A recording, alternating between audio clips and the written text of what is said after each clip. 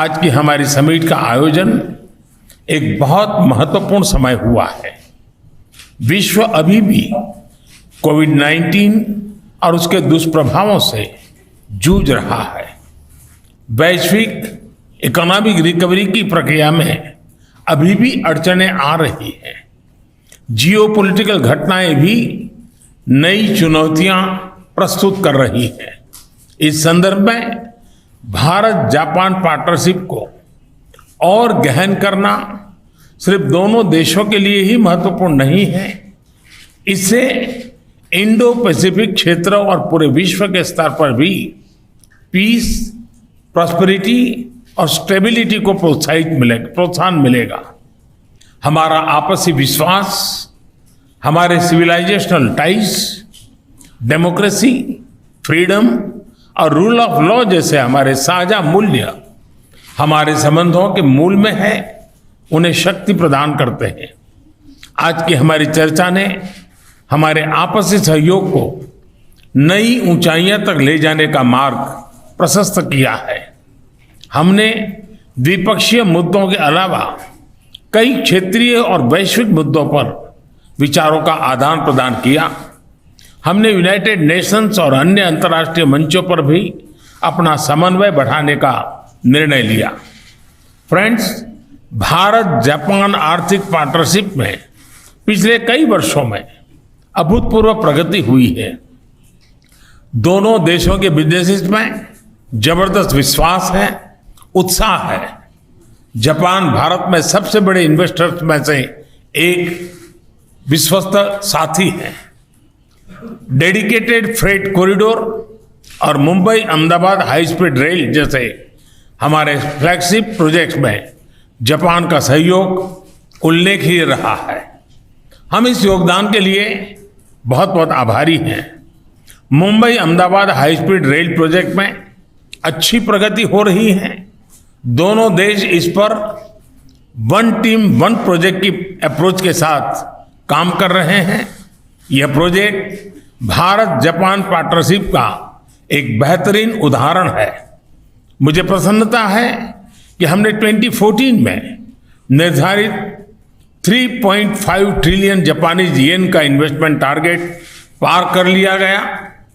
हम अपने महत्वाकांक्षाओं को और बढ़ाने का निर्णय लिया है और आने वाले 5 वर्षों में 5 ट्रिलियन येन मतलब करीब 3,20,000 करोड़ रुपए का नया टारगेट तय किया है।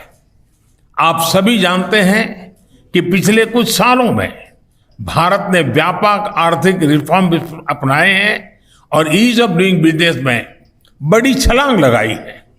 आज Bharat make in India for the world के लिए असीम संभावनाएं प्रस्तुत करता है।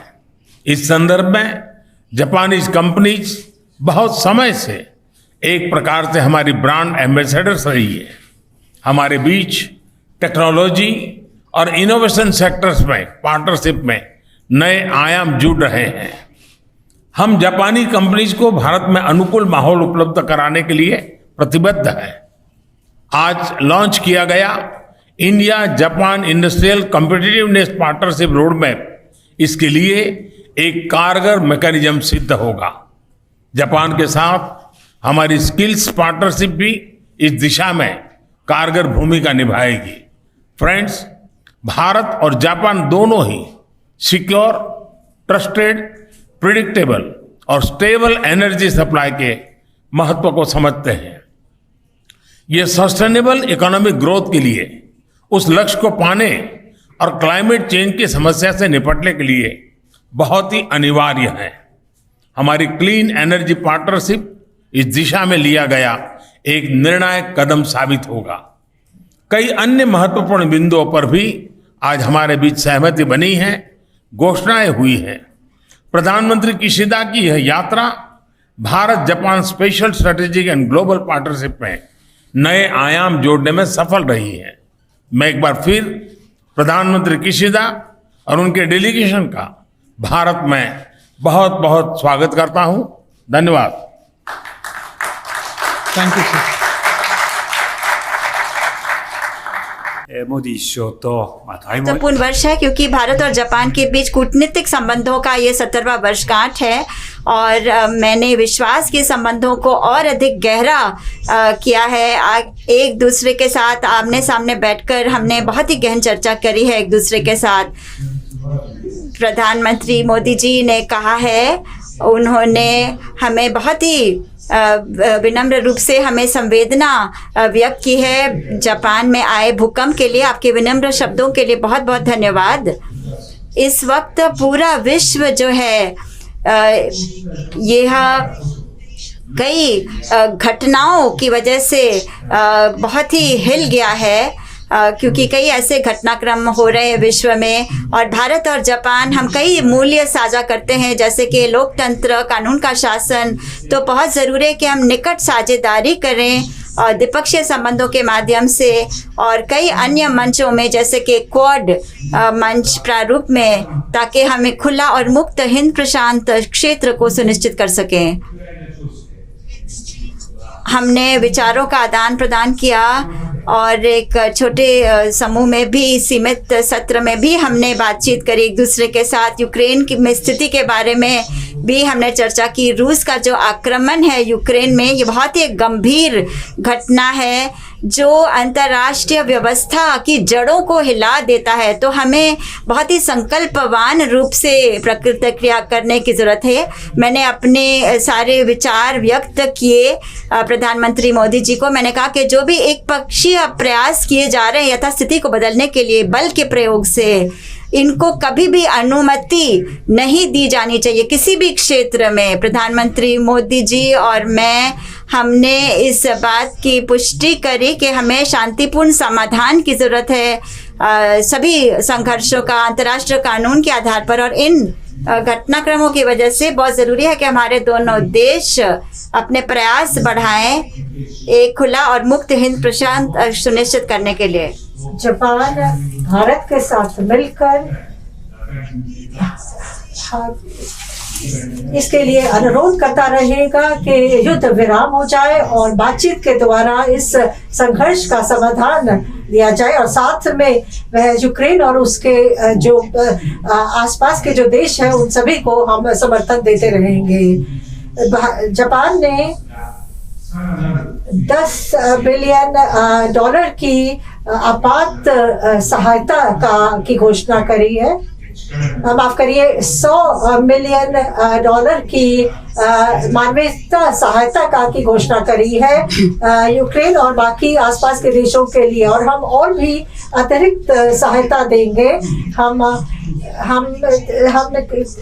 किसी भी प्रयास को जो कि अकेले किसी यथास्थिति को बदलने का जो बल के द्वारा प्रयास हो, उसके खिलाफ हम लड़ते रहेंगे।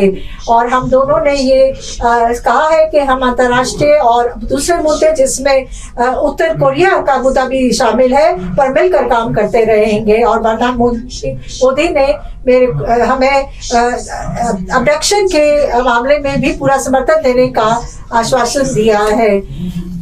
हमें एक नए अंतर्राष्ट्रीय एक व्यवस्था की ओर काम करना होगा और इसके लिए हम संयुक्त राष्ट्र के सुरक्षा परिषद में भी सुधार लाने होंगे और बदलाव लाने होंगे ताकि हम ऐसा एक विश्व तैयार कर सके जहां जो खासतौर पर परमाणु शस्त्रों से मुक्त हो।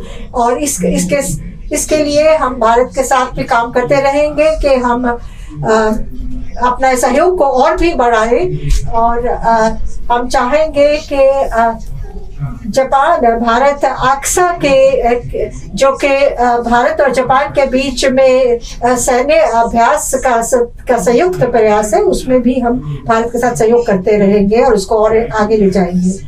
हम अगली जापान भारत 2+2 बैठक जो है वो जल्द से जल्द आयोजित करने के लिए पूरी तरह से प्रयत्न करेंगे। और हम साइबर सिक्योरिटी में जो सहयोग ज्ञापन का जो हस्ताक्षर किए गए हैं उसका हम स्वागत करते हैं। और हम आपूर्ति श्रृंखलाओं में लचीलापन लाने के लिए और बाकी मुद्दों पर भारत के प्रधानमंत्री श्री नरेंद्र मोदी के साथ काम करते रहेंगे। भारत हमारा जापान के लिए एक बहुत ही महत्वपूर्ण साझेदार है, खासतौर पर नई पूंजीवाद के स्तर पर। और हमने घोषणा करी है कि अगले 5 सालों में हम 5 बिलियन येन का निवेश भारत में करेंगे और हम अपने सहयोग को और भी ज्यादा प्रगाढ़ बनाएंगे। बहुत जरूरी है कि हम जिन अर्थव्यवस्थाओं को कोविड-19 महामारी के कारण बहुत मुश्किल का सामना करना पड़ा है, उनकी अर्थव्यवस्थाओं को सहायता प्रदान करें और इसके लिए हम काम करते रहेंगे। और इसमें हम ऊर्जा ट्रांजिशन या ऊर्जा के और क्षेत्रों में भी मिलकर काम करते रहेंगे। और हम आशा करते हैं कि भारत और जापान के जो सहयोग है वो भी हम उसका भी प्रगाढ़ करेंगे और हम ऊर्जा क्षेत्र में खासतौर पर अपने सहयोग को बढ़ाना चाहते हैं। अभी जो हमने समझौतों पर हस्ताक्षर किए हैं उसके द्वारा हम भारत में सतत विकास के लिए काम करते रहेंगे। भारत जापान की जो प्रमुख योजनाएं हैं उनमें भी हम अपना सहयोग को और बढ़ाएंगे और खासतौर पर हम भारत के उत्तर पूर्वी क्षेत्र में सतत विकास के लिए पूरी तरह से प्रतिबद्ध हैं। और हमें बहुत खुशी है कि जापानी सेब अब भारत में आसानी से मिल पाएंगे और जो भी और हमें बहुत खुशी है कि और साथ में भारत के आम जो है वो अब जापान में मिल पाएंगे और हमें बहुत खुशी है कि हम एक दूसरे के फल का मजा उठा पाएंगे। हम अपने कूटनीतिक संबंधों की 70वीं वर्षगांठ पर हम इसको मिलकर इसको मनाएंगे और इससे हम लोगों के बीच में खासतौर पर युवा और जो स्पोर्ट्स के क्षेत्र में जो लोग हैं उनके बीच में आदान प्रदान को हम और बढ़ावा देंगे ताकि इससे हमारे लोगों के बीच में भी जो संबंध है वो और ज्यादा सुदृढ़ बने।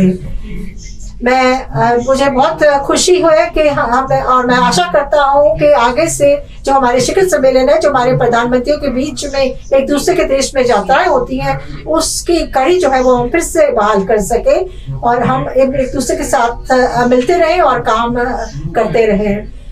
मैं प्रधानमंत्री मोदी को क्वाड समिट में जो टोक्यो में जो सम्मेलन जिसका सम्मेलन हो रहा है उसके लिए आमंत्रित करता हूँ। धन्यवाद। इन्होंने हिंदी में बोला। धन्यवाद।